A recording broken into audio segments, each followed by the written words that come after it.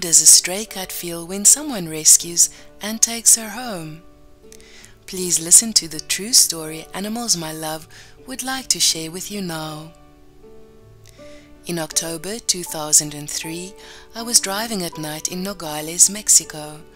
I stopped at a convenience store to get a drink and a snack. When I opened my car door, I heard a kitten wailing non-stop.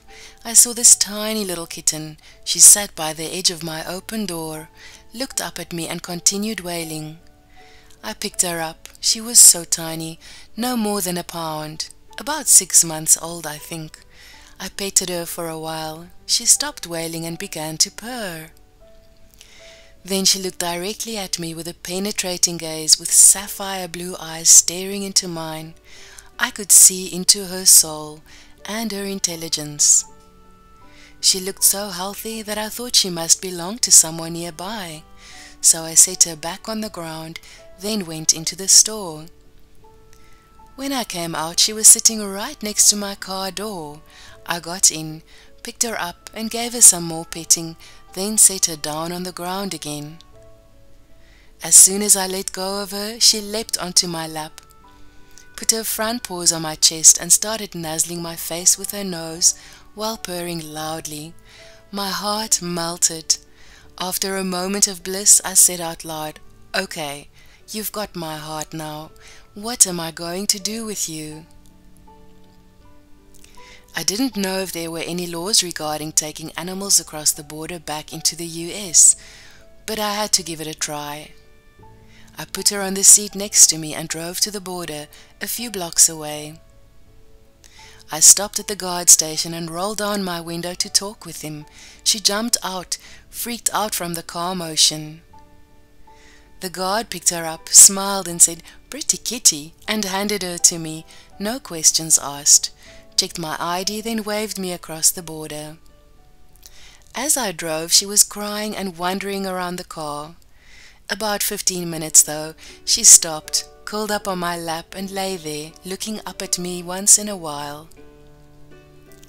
When we arrived at home, I gave her some water and tuna. She gobbled it all up and looked up at me for more.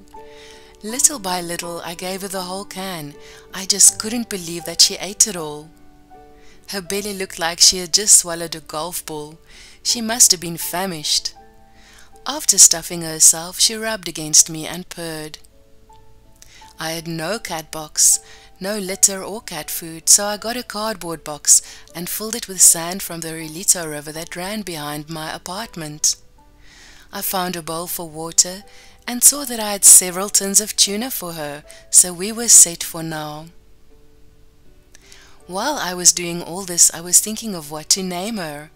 Her coat is a mixture of tan, white and coffee brown with white paws. She reminded me of the coffee drink, a mocha latte, so I named her Mocha.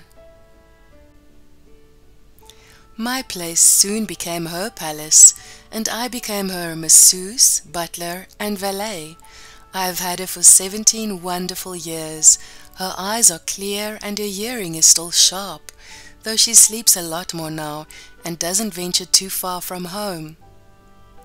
At first, she's shy around other people, but after a couple of hours around them, she will come to claim them as her own. She is the most intelligent, communicative animal I've ever met. She's a real talker too, most of the time in a nice way, like a short meow to say hello. She has several meows, growls and roars that could mean any of the following: "I'm hungry," "Pick me up," "Put me down," "Hello," "Give me food." Alternatively, it could mean "Open the door," or "I'm pissed off, obey me now." She also has the silent one. When we are very close to each other, she will say hello by opening her mouth with just a slight whisper of a meow. Then there are the various purrs, each one a request related to how I should do her massage. I have learned what she means by the sound, length and the loudness of each sound she makes. Once in a while, she will still catch a rat half her size and create the goriest mess you can think of in the bathtub. She is still healthy, active and curious. I am a very lucky guy to have found her, or rather that she decided to choose me as her human. To me though, she is like a daughter. She demands my attention and hates it when I leave her at home. When I get home, she lets me know exactly how she feels by running back and forth from one end of the house to the other and complaining out loud. But my sins are forgiven by giving her a good rub. So, what do you think? Does she remember that I saved her, or does she feel that she saved me? Maybe she did. I have no idea whether or not cats keep old memories like we do, but I think they do.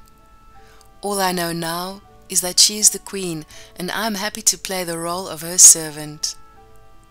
So, Animals My Love assures that if you invest your time and love for the stray cats, you will not regret it. If you enjoyed this story, please like and subscribe to support us in spreading the animal love all over the world. Thank you, and all the best to you.